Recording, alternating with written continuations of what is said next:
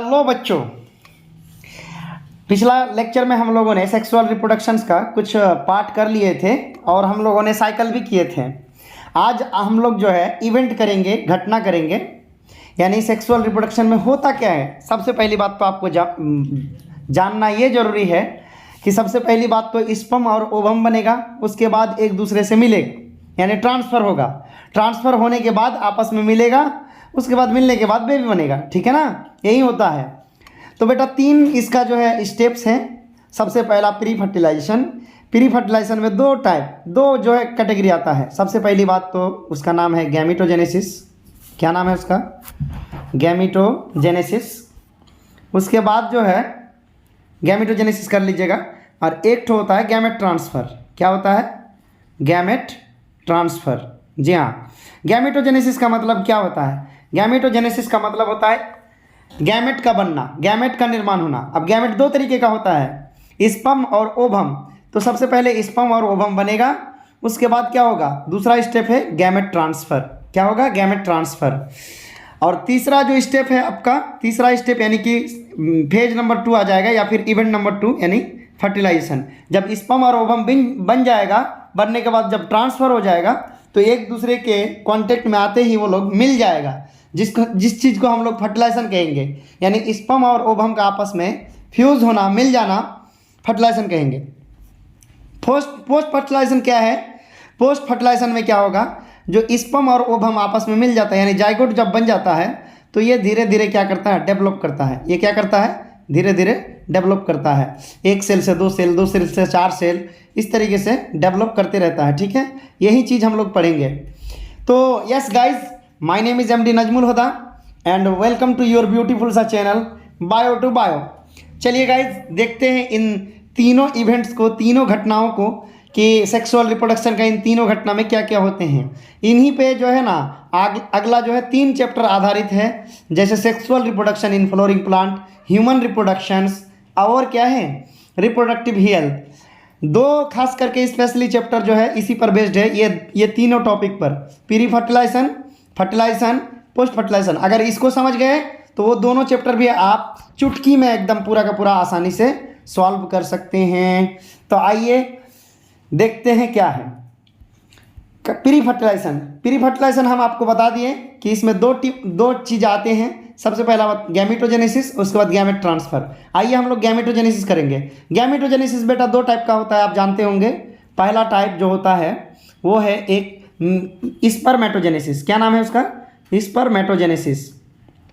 Spermatogenesis, ठीक है, लिख लीजिएगा आप लोग स्पर्मेटोजेनेसिस।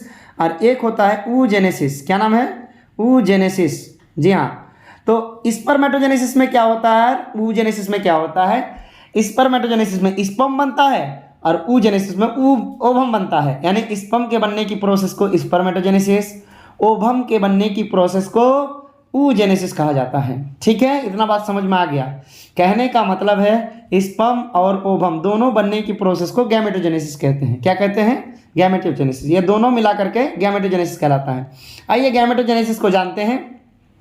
कहा है कि क्या कहा है इन्होंने कि गैमेट निर्माण होने की प्रोसेस को, गैमेट निर्माण होने की प्रोसेस को क्या कहा जाता है? गैमेटोजेनेसिस कहा जाता है। गैमेट हमेशा हैप्लॉइड होते हैं। ये बात आप लोग लिख लीजिए, एकदम अंडरलाइन कर लीजिए। गैमेट हमेशा क्या होते हैं? हैप्लॉइड होते हैं। गैमेट कहने का मतलब, हैप्लॉइड का मतलब हाफ क्रोमोजोम, यानी जितना बॉडी में क्रोमोजोम होता है उसका हाफ क्रोमोजोम। अगर बॉडी में 46 क्रोमोजोम होगा, अगर बॉडी में 46 क्रोमोजोम होगा तो यही गैमेट में कितना हो जाएगा?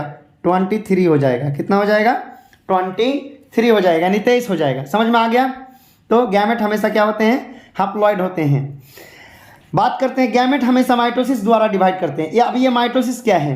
माइटोसिस आपको समझना चाहिए कि क्या होता है। जैसे आप 11th में ही पढ़ते हैं, cell cycle and cell division, एक चैप्टर है आपका, चैप्टर नंबर 10, आप लोग जा करके वहाँ पर पढ़ सकते हैं। माइटोसिस किसको कहते हैं, पूरा मैकेनिज्म दिया हुआ है। कहा है कि गैमेट 2 तरीके का होता है, एक मेल गैमेट और एक फीमेल गैमेट। मेल गैमेट को स्पर्मेटोजोआ या शुक्राणु कहते हैं और फीमेल गैमेट को अंडाणु कहते हैं, शुक्राणु अंडाणु। ठीक है, चलिए उसके बाद जो है क्या बोला है कि साइज के अनुसार, किसके अनुसार? साइज यानी आकार के अनुसार गैमेट 2 तरह का होता है, एक होमोगैमेट और एक हेटेरोगैमेट। होमोगैमेट का मतलब होता है जो साइज में बराबर हो। जैसे मान लीजिए जितना आकार, जैसे 4 सेंटीमीटर तो वो भी 4 सेंटीमीटर, मतलब साइज में इक्वल।